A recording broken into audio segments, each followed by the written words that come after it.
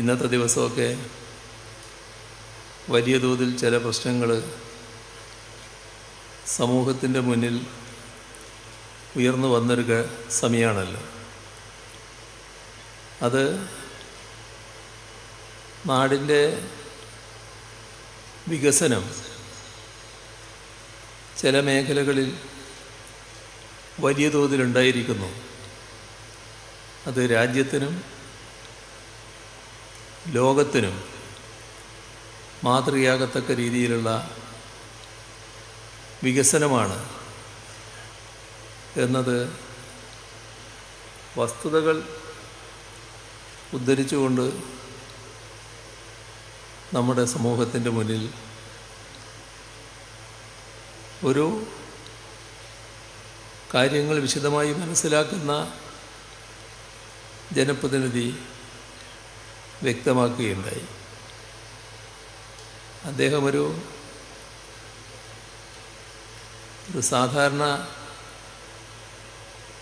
ഒരു പൊതുവായൊരു പ്രസംഗം നടത്തുകയല്ല ചെയ്തത്. ലോകത്ത് IT രംഗത്ത് സ്റ്റാർട്ടപ്പുകളുടെ വികാസം, അതിൻ്റെ കണക്കെടുത്താൽ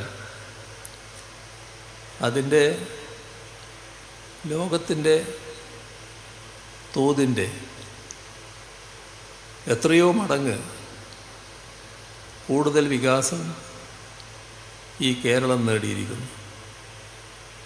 അതാണ് അക്കമിട്ട് ചൂണ്ടിക്കാണിച്ചൊരു കാര്യം. മറ്റൊന്ന്, നമ്മുടെ സംസ്ഥാനം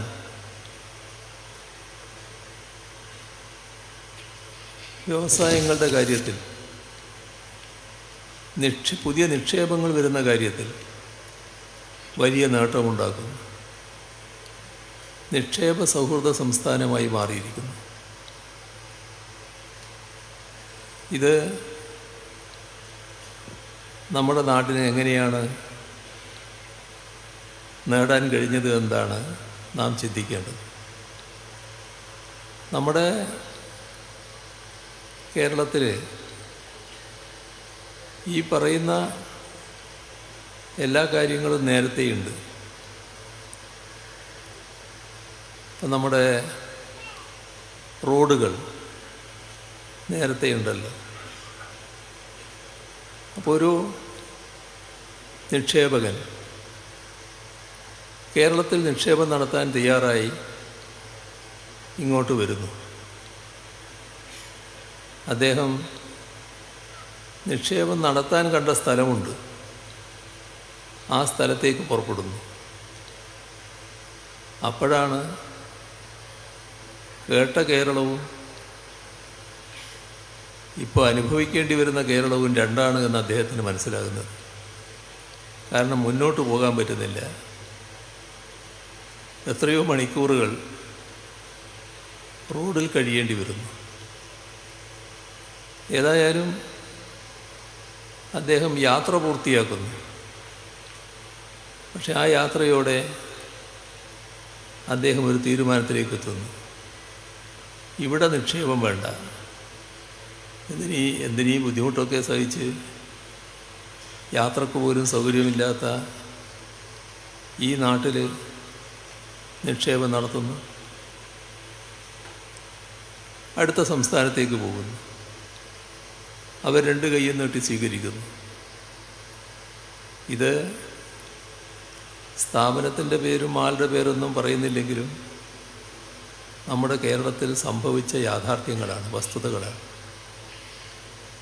അതിന് കാരണം നമ്മുടെ പശ്ചാത്തല സൗകര്യ വികസനമില്ലായ്മയായിരുന്നു. ഇതിലാണ് നാം വലിയ തോതിലുള്ള മാറ്റം വരുത്തിയത്. ആ മാറ്റം കേവലമായ റോഡ് വികസനം മാത്രമല്ല, റോഡ് വികസനത്തിലൂടെ നാടിൻ്റെ മൊത്തം വികസനമാണ് വരുന്നത്. ഇത് കൂടുതൽ നിക്ഷേപത്തിനും അവസരങ്ങൾ ഉണ്ടാക്കുകയാണ്. കാരണം വേഗത്തിൽ സഞ്ചരിക്കാൻ കഴിയുന്നു. ആ സഞ്ചരിക്കാൻ പറ്റുന്ന സാഹചര്യം മൊത്തത്തിലൊരുങ്ങിയിരിക്കുന്നു. കേരളത്തിലെ 4 എയർപോർട്ടുകൾ, അവിടെ ഇറങ്ങിയാൽ എവിടെയാണോ നിക്ഷേപം നടത്താൻ ആഗ്രഹിക്കുന്നത് അവിടത്തേക്ക് അതിവേഗം എത്താൻ കഴിയുന്ന റോഡ് സൗകര്യം വന്നിരിക്കുന്നു. അപ്പോൾ പശ്ചാത്തല സൗകര്യ വികസനം എന്നത് വളരെ പ്രധാനമാണ്. ഇവിടെയാണ് നേരത്തെയുള്ള ഒരു അനുഭവം നമ്മൾ ഓർക്കേണ്ടത്. നമ്മുടെ കേരളത്തിൽ പശ്ചാത്തല സൗകര്യ വികസനത്തിലെ ഏറ്റവും പ്രധാനപ്പെട്ട ഭാഗമാണ് നാഷണൽ ഹൈവേയുടെ വികസനം. നാഷണൽ ഹൈവേ സാധാരണ പഞ്ചായത്ത് റോഡിനേക്കാളും കഷ്ടത്തിലായിരുന്നു നേരത്തെ ഇവിടെ. നമ്മുടെ നാട് അതിർത്തി കഴിഞ്ഞാൽ തൊട്ടടുത്തുള്ള സംസ്ഥാനങ്ങളിൽ വലിയ സൗകര്യമുള്ള റോഡുകളിലൂടെയാണ് സഞ്ചരിക്കാൻ പറ്റുക. നമുക്ക് ആ റോഡില്ല. ആ റോഡ് ഇല്ലാതായത് എങ്ങനെയാണ്? നമ്മൾ സ്ഥലം എടുത്തു കൊടുക്കണം. സ്ഥലം സംസ്ഥാന ഗവൺമെൻറ് എടുത്തു കൊടുക്കുകയേ വേണ്ടൂ. പണം നാഷണൽ ഹൈവേ അതോറിറ്റി കൊടുക്കും. നമുക്കതിന് സാധാരണഗതിയിൽ ചിലവില്ല. പക്ഷേ സ്ഥലം എടുത്തു കൊടുക്കാതിരുന്നു. ഈ കാര്യത്തിൽ അന്നത്തെ ഗവൺമെൻറ് ഒരു യോഗം വിളിച്ചു. ആ യോഗത്തിൽ എല്ലാ രാഷ്ട്രീയ പാർട്ടികളുടെയും പ്രതിനിധികൾ പങ്കെടുത്തു. ഞാനും അതിൽ പങ്കെടുത്ത ഒരാളായിരുന്നു, എൻ്റെ പാർട്ടിയെ പ്രതിനിധീകരിച്ചുകൊണ്ട്. ആ യോഗം ഏകണ്ഠമായി തീരുമാനിച്ചു 45 മീറ്റർ വീതിയിൽ സ്ഥലമെടുക്കാമെന്ന്. പക്ഷേ ഒരു ഇഞ്ച് മുന്നോട്ട് പോയില്ല. സ്ഥലമെടുക്കാൻ തയ്യാറായില്ല. നാഷണൽ ഹൈവേ അതോറിറ്റിക്കാർ പലവട്ടം ഗവൺമെൻറ്റിനെ സമീപിച്ചു. ഗവൺമെൻറ്റിനെ നയിക്കുന്ന ആളുകളെ പോയി കണ്ടു. ഓഫീസുകൾ നിരന്തരം ബന്ധപ്പെട്ടു. ഒരു രക്ഷയില്ല. അവസാനം അവർ ചെയ്തത്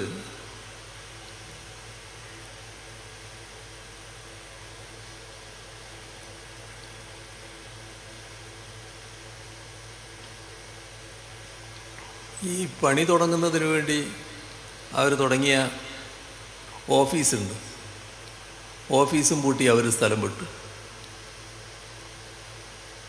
2016 LDF സർക്കാർ അധികാരത്തിൽ വരുമ്പോഴുള്ള അവസ്ഥ ഇതായിരുന്നു. അവിടം ഉപേക്ഷിക്കാനല്ല സർക്കാർ തയ്യാറായത്. കാരണം നമ്മുടെ നാട് നമുക്ക് പ്രിയപ്പെട്ടതാണ്. നാടിൻ്റെ വികസനത്തിന് ഇതൊഴിച്ചുകൂടാത്തതാണ്. അതുകൊണ്ട് തന്നെ സർക്കാർ അതുമായി ബന്ധപ്പെട്ട തുറ നടപടികളിലേക്ക് കടന്നു. പക്ഷേ പഴയതിലൊരു വ്യത്യാസം വന്നു. അതാണ് ഇവിടെ പറഞ്ഞ നമുക്കുണ്ടായ ശിക്ഷ. നാഷണൽ ഹൈവേ അതോറിറ്റി പറഞ്ഞു, നിങ്ങളുടെ നാട്ടിൽ സ്ഥലത്തിന് വലിയ വിലയാണ്, ഞങ്ങൾക്കിത് കഴിയില്ല എടുക്കാൻ, നിങ്ങളെടുത്തു തരണം. എവിടെയില്ലാത്തൊരു കാര്യം കേരളത്തോട് പറയുകയാണ്. തർക്കമായി. അവസാനം ഉണ്ടായ ഒത്തുതീർപ്പ്. അതനുസരിച്ചാണ് 5600 കോടിയോളം രൂപ നമ്മൾ ഈ സ്ഥലം ഏറ്റെടുക്കുന്നതിൻ്റെ മൊത്തം സംഖ്യയുടെ 25% കൊടുക്കേണ്ടി വരുന്ന അവസ്ഥയുണ്ടാകുന്നു. ഇത് നാം അന്ന് ചെയ്ത കുറ്റകരമായ അനാസ്ഥയുടെ ശിക്ഷയായി നമുക്ക് കിട്ടിയതാണ്. ഏതായാലും നിങ്ങളിൽ പലരും പല വഴിക്ക് യാത്ര ചെയ്യുന്നവരായിരിക്കുമല്ലോ. ഇപ്പോൾ കാസർഗോഡ് മുതൽ മഞ്ചേശ്വരം മുതൽ തിരുവനന്തപുരം വരെ യാത്ര ചെയ്താൽ ആ റോഡിൻ്റെ പുരോഗതി കാണാൻ നമുക്ക് കഴിയും. മനസ്സിന് എന്തൊരു കുളിർമയാണ്. വലിയ തോതിൽ ചില ഭാഗം പൂർത്തിയായി കഴിഞ്ഞു, ചിലത് പൂർത്തിയാകുന്നതിൻ്റെ വക്കിലെത്തുന്നു, ചിലത് പണി നല്ല വേഗതയിൽ നടക്കുന്നു. അപ്പോൾ നമ്മുടെ നാടിൻ്റെ ആ രംഗത്തെ വികസനം പൂർണ്ണമാവുകയാണ്. പക്ഷെ അതുകൊണ്ട് മാത്രമായില്ല. നമുക്ക് കേരളമെന്നത് മറ്റേതെങ്കിലും ഒരു നാടുമായി താരതമ്യപ്പെടുത്താൻ പറ്റുന്ന നാടല്ല. ഇന്ത്യ രാജ്യത്ത് മറ്റേതെങ്കിലും ഒരു സംസ്ഥാനത്തെ എടുത്ത് ഇതുപോലെയാണ് കേരളം, അല്ലെ കേരളം പോലെയാണ് ഇത് എന്ന് ഒരു സംസ്ഥാനത്തെക്കുറിച്ചും പറയാൻ കഴിയില്ല. കാരണം നമ്മൾ മഞ്ചേശ്വരത്ത് തുടങ്ങിയാൽ പാറശാല വരെ ഒരു വലിയ പട്ടണത്തിൻ്റെ ഭാഗമായി ജീവിക്കുന്നവരാണ്. ആ തരത്തിലുള്ള ഒരു നാടാണ് നമ്മുടേത്. ഗ്രാമനഗര വ്യത്യാസമില്ലാതെ അതിവേഗം നഗരവൽക്കരിക്കപ്പെട്ടുകൊണ്ടിരിക്കുന്ന ജനങ്ങളാണ് നമ്മൾ. അപ്പോൾ ഇത് നമ്മുടെ നാടിൻ്റെ വികസനത്തിൻ്റെ ഏറ്റവും വലിയ ഭാഗം തന്നെയാണ് ഈ ദേശീയപാത. എന്നാൽ അതുകൊണ്ട് മാത്രം പൂർണ്ണമാകില്ല. അതുകൊണ്ടാണ് നാം മലയോര ഹൈവേ വേണമെന്ന് വെച്ചത്. മലയോര ഹൈവേ മാത്രമല്ല, തീരദേശത്തു കൂടി മറ്റൊരു ഹൈവേ കൂടി വേണം. ഈ രണ്ടിനും കൂടി 10,000 കോടി രൂപ ചെലവ് വരും. ആ 10,000 കോടിയും ചെലവിടുന്നത് സംസ്ഥാന സർക്കാർ തന്നെയാണ്. ആ പണം നാം കണ്ടെത്തുന്നത് കിഫ്ബിയിലൂടെയാണ്. ആ പണം ചെലവിട്ടുകൊണ്ടിരിക്കുന്നതിൻ്റെ കാഴ്ചയാണ് ഇപ്പോൾ കക്കാടംപൊയിൽ മുതൽ കോടഞ്ചേരി വരെയുള്ള ഈ റീച്ചിൽ കാണുന്നത്. മറ്റു റീച്ചുകൾ ഇതേപോലെ പൂർത്തിയായിക്കൊണ്ടിരിക്കുന്നു, മറ്റത് പണി തുടങ്ങുന്നു. ഏതായാലും ഈ മാറ്റം കേരളത്തെ വലിയ തോതിൽ മുന്നോട്ട് നയിക്കുകയാണ് ചെയ്യുക. എന്നാൽ ഇതിനോടൊപ്പം തന്നെ കാണേണ്ട മറ്റൊരു കാര്യമുണ്ട്. ഈ മലയോര ഹൈവേ, ദേശീയപാത, തീരദേശ ഹൈവേ, ഇതിനോടൊപ്പം തന്നെ കാണേണ്ട ഒരു കാര്യമാണ് നമ്മുടെ തിരുവനന്തപുരത്ത് കോവളം മുതൽ കാസർഗോഡ് ബേക്കൽ വരെ നീളുന്ന ഒരു ജലപാത. അത് നല്ല രീതിയിൽ ബോട്ടിൽ സഞ്ചരിക്കാൻ കഴിയുന്ന ഒരു ജലപാതയായിരിക്കും. അതിൻ്റെ പ്രവൃത്തിയും നല്ല വേഗതയിലാണ് നടന്നുകൊണ്ടിരിക്കുന്നത്. ആ ജലപാതയുടെ മറ്റൊരു പ്രത്യേകത, അതിലൂടെ സാധാരണ സഞ്ചാരികൾ മാത്രമല്ല, പഴയകാലത്ത് നമ്മുടെ നാട്ടിലെ ചരക്ക് ഗതാഗതം വൻതോതിൽ ജലമാർഗമാണ് നടന്നിരുന്നത്. അതിനും ഈ ജലപാത ഉപയോഗിക്കാൻ കഴിയും. അതിൻ്റെ പണി അതിവേഗതയിൽ നടന്നുകൊണ്ടിരിക്കുകയാണ്. ഏതാനും മാസം കൊണ്ട് തിരുവനന്തപുരം മുതൽ ചേറ്റുവ വരെ ആ പണി പൂർണ്ണതയിലേക്ക് എത്തിക്കാൻ കഴിയുമെന്നാണ് പ്രതീക്ഷിക്കുന്നത്. കോഴിക്കോട് വടകര കഴിഞ്ഞാൽ കണ്ണൂർ, കാസർഗോഡ് ഭാഗത്ത് അവിടങ്ങളിലൊക്കെ പുതിയ ജല കനാലുകൾ വരേണ്ടതുണ്ട്. അതിന് കുറച്ച് താമസം പിടിക്കും. പക്ഷേ ബാക്കി ഭാഗങ്ങൾ വേഗം തന്നെ പൂർത്തിയാക്കാൻ കഴിയും. അപ്പോൾ കേരളത്തിൻ്റെ ചിത്രമങ്ങ് മാറുകയാണ്. ഒരു ഭാഗത്ത് തീരദേശ ഹൈവേ, ഇപ്പുറത്ത് ദേശീയ പാത നാഷണൽ ഹൈവേ, അതിൻ്റെ ഇങ്ങേയറ്റത്ത് മലയോര ഹൈവേ, ഇതിനിടയിലൂടെ 600ഓളം കിലോമീറ്റർ ദൈർഘ്യമുള്ള ജലപാത. അപ്പോൾ എത്ര സുന്ദരമായ കാഴ്ചയായിരിക്കും അത്. ഇതോടൊപ്പം നമ്മുടെ നാടിൻ്റെ എല്ലാ ഭാഗങ്ങളിലും വലിയ തോതിലുള്ള മാറ്റമാണ് റോഡുകൾക്ക് സംഭവിച്ചിട്ടുള്ളത്. നല്ല യാത്രാ സൗകര്യമുള്ള റോഡുകൾ സജ്ജമായിരിക്കുന്നു. അത് കൃത്യമായ കാഴ്ചപ്പാടോടുകൂടി തന്നെ നടപ്പാക്കപ്പെടുകയാണ്. അങ്ങനെ കേരളത്തിൽ ഒരു ഘട്ടത്തിൽ ശാപമായി കണക്കാക്കിയിരുന്ന യാത്രാ ദുരിതം പൂർണ്ണമായി പരിഹരിക്കാനാകുന്നു. അതിൻ്റെയെല്ലാം ഭാഗമായുള്ള മാറ്റം, അതാണ് നിക്ഷേപ സൗഹൃദ സംസ്ഥാനം എന്നതിൽ നമ്മൾ ഒന്നാം സ്ഥാനത്തെത്തുന്നതിനിടയാക്കിയത്. ഇപ്പോൾ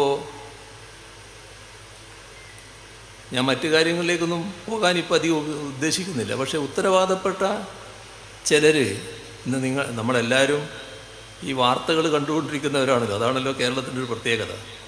ഉത്തരവാദപ്പെട്ട ചിലർ പരസ്യമായി പറയുകയാണല്ലോ, കേരളം നിക്ഷേപ സൗഹൃദ സംസ്ഥാനമൊന്നുമല്ല, ആ സ്ഥാനത്തിനൊന്നും അർഹതയില്ല എന്ന്. എന്താണ് അതിൻ്റെ പിന്നിലെ വികാരമെന്നാണ് നാം ചിന്തിക്കേണ്ടത്. ഇന്ത്യ രാജ്യത്ത് അതിവിശദമായ പരിശോധനയ്ക്ക് ശേഷമാണ് നമ്മുടെ സംസ്ഥാനത്തെ നിക്ഷേപ സൗഹൃദ കാര്യത്തിൽ നമ്പർ 1 എന്ന സ്ഥാനം അംഗീകരിച്ചിരുന്നു. അത് ശുപാർശ കൊണ്ട് കിട്ടിയതാ? ഏതെങ്കിലും തരത്തിലുള്ള പക്ഷപാതിത്വം കൊണ്ട് കിട്ടിയതാ? അംഗീകരിക്കാൻ കഴിയാത്ത നിലയിലേക്ക് നമ്മുടെ യോഗ്യത വളർന്നു. അതിൻ്റെ ഭാഗമായിട്ടാണ് കിട്ടിയത്. 2016 മുതൽ നാം നടത്തിയ തുടർച്ചയായ പ്രവർത്തനമുണ്ട്. അതിൻ്റെ ഭാഗമായി 10 നിയമങ്ങളാണ് ഭേദഗതി ചെയ്തത്. ഒരുപാട് ചട്ടങ്ങൾ ഭേദഗതി ചെയ്തു. അതിലൂടെ നിക്ഷേപ സൗഹൃദ സംസ്ഥാനം എന്ന നിലയിലേക്ക് നമ്മൾ എത്തുകയായിരുന്നു. വിവിധ വകുപ്പുകൾ ഏകോപിതമായി പ്രവർത്തിച്ചു. വലിയ മാറ്റം. അതിൻ്റെ ചരിത്രത്തിലേക്കൊന്നും ഞാൻ പോകുന്നില്ല. അങ്ങനെയാണ് ഈ പറയുന്ന അംഗീകാരം നമുക്ക് കിട്ടിയത്. അതിൽ സന്തോഷിക്കുകയല്ലേ വേണ്ടത്? യഥാർത്ഥത്തിൽ നമ്മുടെ നാടല്ലേ മാനിക്കപ്പെടുന്നത്, നമ്മുടെ കേരളമല്ലേ അതിൻ്റെ ഭാഗമായി മേന്മയിലേക്ക് എത്തുന്നത്. എന്തിനാണ് കേരളത്തെ ഇകഴ്ത്തുന്ന നില സ്വീകരിക്കുന്നത്? ഇത് LDFൻ്റെ നേട്ടമായി മാത്രമല്ലല്ലോ കാണേണ്ടത്, നാടിൻ്റെ നേട്ടമല്ലേ.